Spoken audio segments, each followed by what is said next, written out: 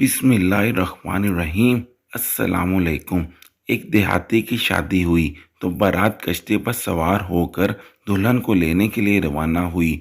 चूंकि दरमियान में एक दरिया था, दुल्हन को लेकर जब कश्ती वापस आ रही थी तो एक हादसा पेश आया और कश्ती में सुराख हो गया। दूल्हा समेत तमाम बाराती दरिया में डूब गए, लेकिन दुल्हन लकड़ी के एक तख्ते पर सवार हुई और तैरती हुई दरिया के उस पार एक किनारे पर जा पहुंची जहां डाकुओं का बसेरा था। डाकुओं का सरदार कभी जना से पास नहीं आता था। इसने जब नई नवेली दुल्हन देखी तो डाकू पर शहवत गालब आ गई। डाकू दुल्हन के करीब आया तो इसने दरिया के किनारे पड़ी चिकनी मिट्टी अपने लिबास पर डालना शुरू कर दी, क्योंकि हसन एक किसान था जिसके पास थोड़ी सी ज़मीन थी। उसी ज़मीन के टुकड़े पर मुख्तलिफ फसलें काश्त करके वो अपनी रोज़ी रोटी कमाता था। हसन का बाप एक मोची था, जूते बनाता था और इसके अलावा पुराने जूतों की मरम्मत भी करता था। एक दफ़ा गांव के उस पार एक बहुत बड़ा मेला था, तो हसन मेला देखने के लिए रवाना हुआ। रास्ते में कश्ती पर सवार होकर उस मेले को देखने के लिए जाना पड़ता था। हसन अपने कुछ दोस्तों के साथ मिलकर कश्ती में सवार हुआ और उसके बाद मेले में खूब एंजॉय किया। जब वो मेले से वापस आ रहा था तो उसकी नज़र एक लड़की पर पड़ी जो कपास की फसल में कपास चुन रही थी। पहली ही नज़र में वो लड़की का दीवाना हो गया। उसका नाम नासरा था और वो सुनार की बेटी थी।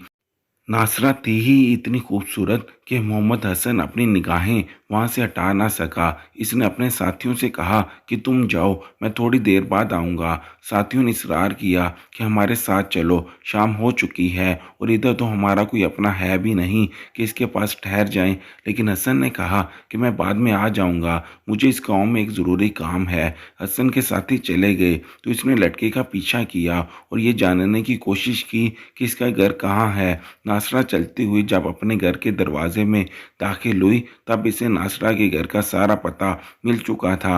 अगले ही दिन वो सुनार के पास आया जो कि नासरा का वालिद था और उससे कहा कि मैं आपकी बेटी को बहुत पसंद करता हूँ और मैं इससे निकाह करना चाहता हूँ।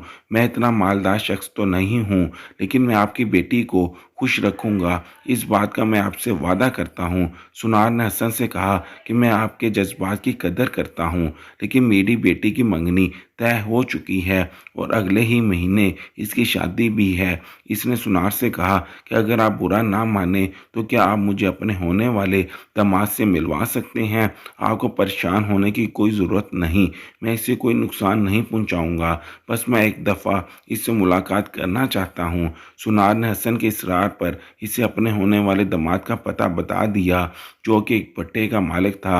हसन इस भट्टे के मालिक की तरह रवाना हुआ और उससे कहा कि जिस लड़की से आपकी शादी होने वाली है मैं इसे बहुत पसंद करता हूँ और मैं इससे बेपनाह मोहब्बत करता हूँ। अगर आपकी नासरा से एक अरेंज मैरिज होने जा रही है और आप इस लड़की से मोहब्बत नहीं करते तो मेरी आपसे दरख्वास्त है कि आप इस रिश्ते को ख़त्म कर दें और मंगनी तोड़ दें।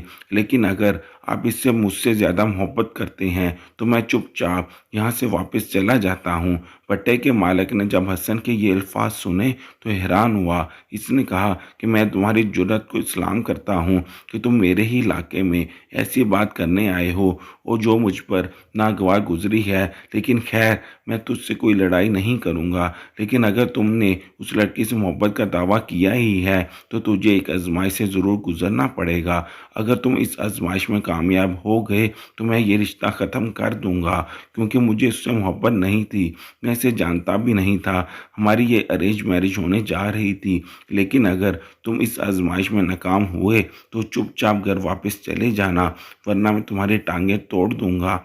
हसन ने कहा, जनाब आपके इलाके में हूँ, आपकी मर्ज़ी है, मेरे साथ जो भी सलूक करें, लेकिन मैं हर तरह की आजमाइश के लिए तैयार हूँ। भट्टे के मालिक ने अपने मज़दूरों से कहा कि एक जगह आग जमा करो। हसन दिल ही दिल में खौफजदा हुआ कि ये क्या करने जा रहा है और मुझे किस आजमाइश से गुजारेगा। जब मज़दूरों ने एक जगह आग जमा की तब इसने हसन से कहा कि अगर तुम नासरा से मोहब्बत का दावा करते हो और उस दावे में सच्चे हो तब पैदल तुझे इस आग बस से गुजरना पड़ेगा। काम तो बहुत मुश्किल था, लेकिन चूंकि हसन हर हाल में नासरा को हासिल करना चाहता था, इसने इससे कहा कि मैं इस आजमाइश से गुजरने के लिए तैयार हूँ। हसन ने अपनी आंखें बंद की और उस आग से गुजरना शुरू किया। भट्टे का मालिक और मजदूर हैरान हुए कि नंगे पांव ये शख्स कितने आराम से आग से गुजर रहा है। जब हसन आधा फासला तय कर चुका तो तब भुट्टे के मालिक ने अपने मजदूरों से कहा कि इस जुनूनी शख्स को आग से बाहर निकालो, या तो ये पागल है या फिर इस लड़के से बेपनाह मोहब्बत करता है। भुट्टे का मालिक हसन को एक हकीम के पास ले गया जिसने इसके पाँव का इलाज किया। पाँव जलने की वजह से इसके पाँव फूल चुके थे और अब इसके लिए चलना नामुमकिन था। भट्टे के मालिक ने अपने घोड़े पर इसे सवार किया। पहले तो वो सुनार के पास गया और उससे कहा कि मैं ये मंगनी तोड़ रहा हूँ क्योंकि चूंकि आपकी बेटी को इस शख्स से ज़्यादा कोई खुश नहीं रख पाएगा और मेरे लिहाज से आपकी बेटी के लिए ये बेहतरीन इंसान है। सुनार ने जब ये सुना तो उससे गुस्सा आ गया। इसने भट्टे के मालिक से कहा कि मेरी बेटी क्या कोई खेल तमाशा है कि एक बंदा उससे मंगनी करे फिर मंगनी तोड़ डाले और कोई दूसरा उसे पसंद करने के लिए आग पर से चल पड़े। अगर तुम ये रिश्ता ख़त्म करना चाहते हो तो मुझे कोई एतराज़ नहीं और मैं तुम्हारे किसी किस्म की मिन्नत भी नहीं करूँगा, लेकिन हाँ, मैं अपनी बेटी को तमाशा नहीं बनाना चाहता। मैं इस जुनूनी शख्स से अपनी बेटी की शादी नहीं कर सकता। भुट्टे का मालिक हसन को घोड़े पर दरिया के किनारे तक ले आया। उसके बाद कश्ती वाले को किराया दिया और कहा कि इसे अपने गांव में पहुंचा दो। जाते वक्त इसने हसन से कहा कि मुझसे जितना हो सका मैंने तुम्हारे लिए किया। मैंने तुम्हारे लिए इस लड़की को छोड़ दिया। आगे तुम्हारी किस्मत, वो उसका सरबराह है, इसका बाप है। अगर वो इस रिश्ते के लिए राज़ी नहीं हो रहा तो इसमें मेरा कोई कसूर नहीं। हसन जले हुए पाँव के साथ घर आया तो इसके बाप ने इसकी कहानी सुनी तो उससे भी गुस्सा आया। उसने हसन से कहा कि तुझे अपने बूढ़े बाप की कोई फिक्र नहीं कि एक अनजानी लड़के की खातिर तुमने अपने पैर जला दिए। हसन खामोश रहा और अपने बाप को कोई जवाब ना दिया। उसका बाप एक मोची था। उसे अपने बेटे की हालत ना देखी गई और वो सुनार के घर गया। उसने अपनी बकरी सुनार के पैरों में डाली और कहा कि मेरे बेटे को बचा लीजिए, मेरा बेटा आपकी बेटी को चाहता है, खुदारा उस पर रहम करें। सुनार को उस बूढ़े बाप पर तरस आया और उसने कहा ठीक है, अगले माह की 10 तारीख को आप अपने बेटे के बारात ले आइएगा। मोची ने जब ये सुना तो खुशी से पागल हो गया। उसने सुनार का शुक्रिया अदा किया और उसके बाद वापस अपने घर आया और जब इसने अपने बेटे को ये खुशखबरी सुनाई कि सुनार रिश्ते के लिए रजामंद हो गया है और उसकी बेटी को भी इस रिश्ते पर कोई इतराज़ नहीं, तो हसन की खुशी का कोई ठिकाना नहीं था। हसन ने अपने बाप से माफ़ी मांगी कि बाबा मुझे माफ़ कर दीजिए, मैंने आपका दिल दुखाया, अपने आप को ज़ख्मी किया, लेकिन मैं मजबूर था। मैं हर कीमत पर इस लड़की को हासिल करना चाहता था। अगर नासरा मुझे ना मिलती तो मैं ज़िंदा ना रह पाता। इसके बाप ने अपने बेटे के माथे का बुस्सा लिया और कहा कि तुम्हारी खुशी में ही मेरी खुशी है। अगर तुम खुश हो कि मैं तुझे माफ़ करता हूँ और तुम्हारी तमाम कोताहियों को माफ़ करता हूँ, अल्लाह भी माफ़ कर देगा। खैर वो दिन आ गया जिसका हसन को बड़ी बेचैनी से इंतज़ार था। मोची ने गांव के तमाम लोगों को अपने बेटे की शादी पर दावत दी और बारात एक कश्ती में सवार होकर नासरा को लेने के लिए रवाना हुई। चूँकि इस दरिया में सिर्फ एक ही कश्ती थी तो मुल्ला ने कहा कि लोगों की तादाद इस कश्ती से ज़्यादा थी। अब मुल्ला ने कहा कि मैं आपको नसीहत करता हूँ कि तादाद को थोड़ा कम कीजिए, लेकिन हसन ने कहा कि अब मैं गांव के किसी शख्स को वापस नहीं भेज सकता, बारात में तमाम लोग ही जाएंगे। खैर अल्लाह अल्लाह करके कश्ती ने अपना सफ़र जारी रखा और दूसरे किनारे पर पहुंचने में कामयाब हो गई। सुनार ने बरातियों के लिए बहुत बड़ी दावत का एहतमाम किया और इनकी खूब मेहमान नवाजी की। बरातियों ने ढोल की ताप पर भंगड़े डाले और हसन की खुशी में शामिल हुए। इसके बाद दुल्हन को लेकर बारात ने वापसी की राह ली। वो दोबारा किश्ती में सवार हुए, लेकिन इनके पास किस्मती थी कि ज़्यादा वज़न की वजह से कश्ती में सुराख हो गया और दरिया का पानी कश्ती में दाखिल हो गया। जब इंसान अपनी मौत को सामने देख लेता है तब इसे अपने तमाम अजीज़ भूल जाते हैं। यही हाल हसन का था। जब कश्ती डूबने लगी तब हसन को नासरा भूल गई और उसने अपनी जान बचाने के लिए कश्ती से छलांग लगा दी। हसन समेत तमाम बरातियों ने दरिया में छलांग लगाई और देखते ही देखते वो दरिया में गायब हो गए। नासरा को ऐसे महसूस हुआ जैसे सब लोग डूब चुके हैं। नासरा की किस्मत थी कि इसके हाथ में लकड़ी का तख्ता आया और वो लकड़ी के तख्ते पर तैरती हुई चल पड़ी। इसे मालूम नहीं था कि वो कहाँ जा रही है, जिंदा बचने की या नहीं, लेकिन इसने तैरना जारी रखा और अपनी जान बचाने की कोशिश की। आखिरकार वो दरिया के उस किनारे पहुंची जहाँ डाकुओं का बसेरा था। ये किनारा जंगल की तरफ था जहाँ कोई मुसाफिर सफ़र नहीं करता था। इसने खुदा का शुक्र अदा किया कि इसकी जान बच गई, लेकिन एक और मुसीबत जिससे वो वाकिफ थी वो इसके सामने खड़ी थी। डाकुओं का सरदार फिरोज़ अपने फौज के साथ सामने खड़ा था। फिरोज़ एक बदकार डाकू था जो कभी जना से बाज नहीं आता था। इसने जब नई नवेली दुल्हन देखी तो शहवत इस पर गालिब आई। वो लड़की की जानब कदम बढ़ाने लगा। नासरा ने जब देखा कि उस शख्स की नीयत ठीक नहीं तो उसने अपने लिबास पर दरिया के किनारे पड़ी हुई मिट्टी डालना शुरू की ताकि वो डाकुओं इसके जिस्म के उतार चढ़ाव ना देख पाए। मगर फिरोज़ उसके बिल्कुल करीब आ गया, उसके बाजुओं को पकड़कर अपनी तरफ खींचा। नासरा बेचारी कमज़ोर थी। फिरोज़ एक ताकतवर मर्द था, वो एक मर्द का मुकाबला नहीं कर सकती थी। बेचारी बेबस थी। फिरोज़ ने उसे ज़मीन पर लटाया और ख़ुद उसके ऊपर आ गया। फिरोज़ ने देखा कि वो लड़की कांप रही थी और उसके चेहरे का रंग पीला पड़ गया। सारे जिस्म में कपकपी तो तराहट की वजह से। फिरोज़ ने इससे कहा कि तुझे क्या हुआ, तुमने पहले ऐसा काम कभी नहीं किया क्या? नासरा ने कहा कि मेरा अल्लाह गवाह है कि इससे पहले किसी मर्द ने मुझे छुआ तक नहीं। फिरोज़ ने कहा कि तेरा जिस्म इतना काम क्यों रहा है? तो नासरा ने आसमान की तरफ इशारा करके कहा कि मुझे उस अल्लाह से खौफ आता है जिसकी मैं बंदी हूँ। बस ये सुनना था कि फिरोज़ उस लड़की से जुदा हो गया और दूर जाकर बैठ गया। वो कहने लगा कि मैं कितना बदकिस्मत हूँ, खौफ से कांपना तो मुझे चाहिए था क्योंकि मैंने सारी ज़िंदगी गुनाहों में गुजार दी और एक औरत जिसने अपनी बुराई को छुआ भी नहीं वो अल्लाह ताला के खौफ की वजह से कांप रही है। इसने ज़मीन पर पड़ी रेत अपने सर में डालना शुरू कर दी और ज़ारो कदार रोने लगा। इसने नासरा से माफ़ी मांगी और कहा कि मुझे माफ़ कर दो, मैं तुझे दागदार कर रहा था, लेकिन अब मैं ऐसा कभी नहीं करूँगा। मैं ना सिर्फ बदकारी छोड़ दूँगा बल्कि लोगों का माल लूटना भी ख़त्म कर दूँगा और लूटा हुआ माल असल मालिकान को वापस कर दूँगा। उसने अपने तमाम साथियों से कहा कि आज के बाद हम ये डाका जनी छोड़ देंगे।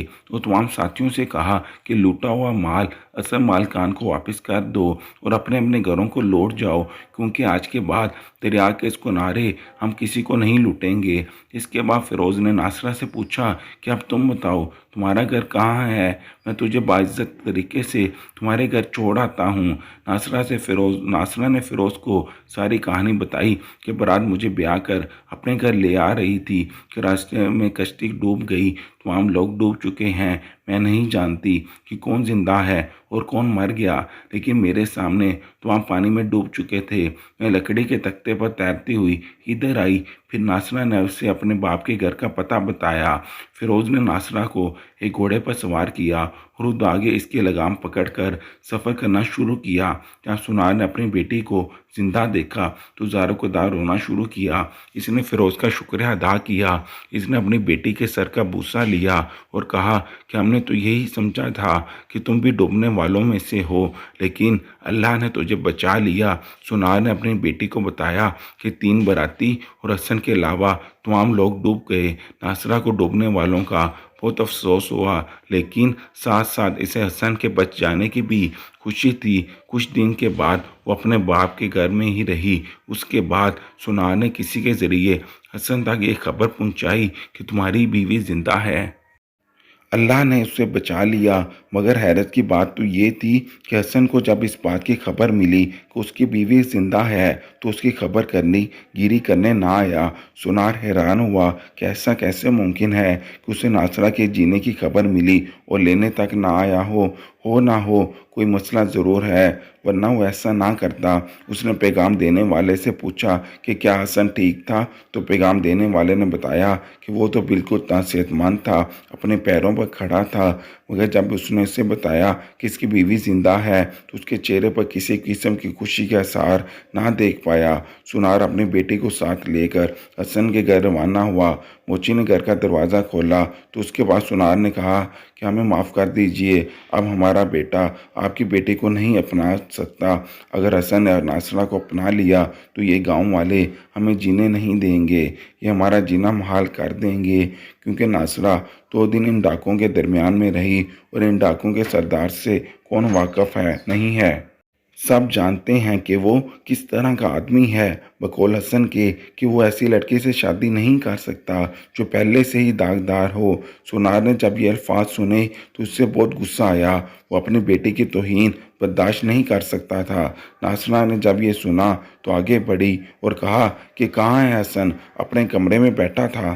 ناصرہ اس کے پاس گئی اور اس سے کہا کہ تجھے شرم سے ڈوب مر جانا چاہیے، تجھ جیسا بزدل مرد میں نے زندگی میں نہیں دیکھا، جو لوگوں کی باتوں سے ڈر کر مجھے تنہا چھوڑ گیا، یہ جانے بغیر کہ ہو سکتا ہے کہ میری بیوی اب بھی بے داغ ہو۔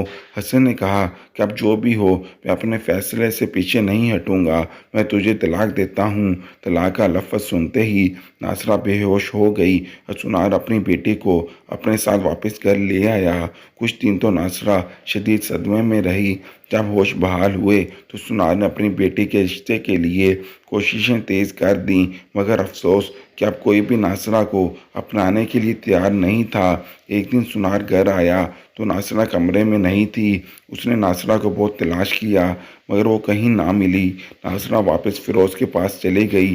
جب وہ دریا کے کنارے پہنچی تو اس نے دیکھا کہ فیروز جھونپڑی میں نماز پڑھنے میں مصروف ہے۔ اس کا حلیہ بدل چکا تھا، چہرے پر داڑھی تھی، وہ پہلے والا فیروز نہیں دکھ رہا تھا۔ ناصرہ نے اونچی آواز میں پکار کر کہا کہ فیروز، اب مجھے کوئی نہیں اپناتا، دنیا والے مجھ سے نفرت کرتے ہیں، کیا تم مجھے اپنا لو گے؟ فیروز کی آنکھوں میں آنسو تھے۔ وہ کہنے لگا کہ پہلے مجھے اتنا موقع تو دو کہ میں تمہارے قابل بن جاؤں۔ میرے چہرے کی رنگت اب بھی اللہ تعالیٰ کے خوف کی وجہ سے اتنی تبدیل نہیں ہوتی جتنی تمہاری شکل ہوئی تھی، تم اب بھی مجھ سے زیادہ نیک ہو۔ فیروز اسے واپس اپنے گھر لے آیا، سنار سے اس کی بیٹی کا ہاتھ مانگا، اس کے بعد دونوں نے اپنی نئی زندگی کا آغاز کیا۔ فیروز کے ہاں ایک بیٹے کی پیدائش ہوئی اور بعد میں جب اس کا بیٹا بڑا ہوا تو اپنے نیک کردار کی وجہ سے پورے علاقے میں نام کمایا اور لوگ اس کی مثالیں دیا کرتے تھے۔ اس میں کوئی شک نہیں کہ برے لوگوں میں سے اچھے لوگ اور اچھے لوگوں میں سے برے لوگ پیدا ہوتے رہتے ہیں، لیکن یہ بھی حقیقت ہے کہ کسی بھی ظالم اور بد کردار کا بیٹا لازمی نہیں کہ وہ بھی ظالم اور بد کردار ہو سکتا ہے کہ وہ اپنے کردار سے اپنے باپ پر لگے دبے کو بھی مٹا دے۔ آپ سے گزارش ہے کہ ہماری اس ویڈیو کو لائک اور شیئر کیجیے گا، کائنڈلی ہمارے چینل کو بھی سبسکرائب کیجیے گا۔ اللہ حافظ۔